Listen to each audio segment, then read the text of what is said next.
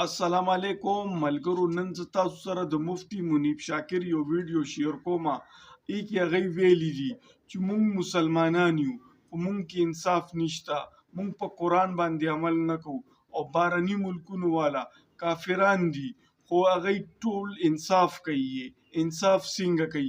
هلته که هسپتال ته لاړې انصاف به در سره کیږي، د انسانانو غوندې سلوک به در سره کیږي. که دلته هسپتال ته لاړې نو د انسانانو غوندې سلوک هم در سره نه کیږي او انصاف هم در سره نه کیږي. هلته که د پولیس ګوتو لا ورغې انصاف به در سره کیږي او د انسانانو غوندې سلوک به در سره کیږي. او که دلته د پولیس ګوتو لا ورغې نه به در سره انصاف کیږي او نه به در سره د انسانانو غوندې سلوک کیږي. دا د مسلمان او د کافر د اخلاقو ترمنځ چې کوم فرق دی په یې باندې دا ویډیو ده، تاسو یې وګورئ. کله به یو ځای کې پروګرام وکړي، ډلونه او بجې او سرنا به وي، وایي به چې د امن پروګرام. کله به جلسې کوي، وایي به چې د امن پروګرام. یاد وساته، امن غواړې قرآن باندې عمل وکړه. والله یورپ په قرآن عمل کړی دی. والله چې هغه خبرې اپناو کړي چې کومې قرآن کې دي. ستا د مقصد ټول څیزونه هغوی اپناو کړي دي، صرف کلمه یې نه ده ویلې. ستا ټول چې څومره صفات دي، پولیس محکمه عمر فاروق رضی الله تعالی عنہ جوړه کړې ده، ایجاد د هغه ده.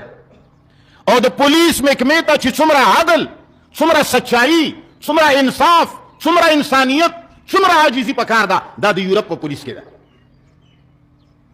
ستا پولیس والا سره خو ته دوه خبرې وکړه. ستا سرکاري افسر به لیټونه لګولي وي، داسې به رواني ته به چې که دا ملک د ده دی. ده ته والله که تر اوسه دا پته شته چې زه د ملک نوکر یم، مزدور یم.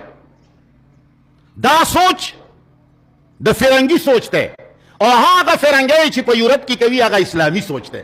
هغه په اسمان ته ورسېده او ستا ورځ په ورځ ملک خرابېږي. ستا ملک کې کرپشن نه ختمېږي، ستا په ملک کې بدامني نه ختمېږي. ولې؟ ته مسلمان یې، اسلام در کې نشته. هغه کافر دی خو د اسلام ټول اعمال یې اپناو کړي. یوه خوبي داسې وښیه، دا ساینسي تحقیقات دا قرآن حکم کړی دی چې تاسو زما په کائناتو کې غور وکئ، فکر وکئ. یو ماشي باندې انګریزان شل دیرش کاله تحقیق کوي چې دا ماشي کې الله څه شی خوبیانې اچولي دي. او ته صرف په دې کې لګیا یې چې بس دغه کې ګزار ډېر ماشي دي، تا ته دې نه پورته پته نشته چې ماشي تنګول کوي. نور څه په څه پوهېږي؟ نه، په مچ هغوی تحقیق کوي. نظام شمسی باندې ناسا وګوره، هغوی تحقیق کوي.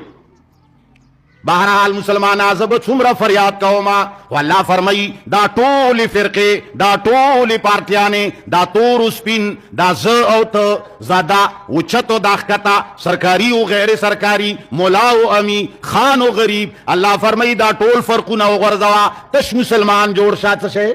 مسلمان جوړ شه. یاد وساته، مسلمان هغه دی، نیکبخته سړی هغه دی چې هغه السعید من وعظ بغیره، نیک سړی هغه دی چې هغه بل نه عبرت والی. مسلمان ستا خلافت بنو امیہ د اختلاف او د انتشار د برکته لاړ. ستا خلافت بنو عباس د اختلاف او د انتشار د برکته لاړو. په هندوستان مسلمان ستا حکمرانی وه، د اختلاف له کبله لاړه. خلافت عثمانیه د اختلاف له برکته مسلمان ستا له لاسه لاړو. تا عبرت وانه غوښتو. اندلس کې اسلامي مملکت ستا د لاسه لاړو د اختلافاتو په وجه، د بدامنیو په وجه.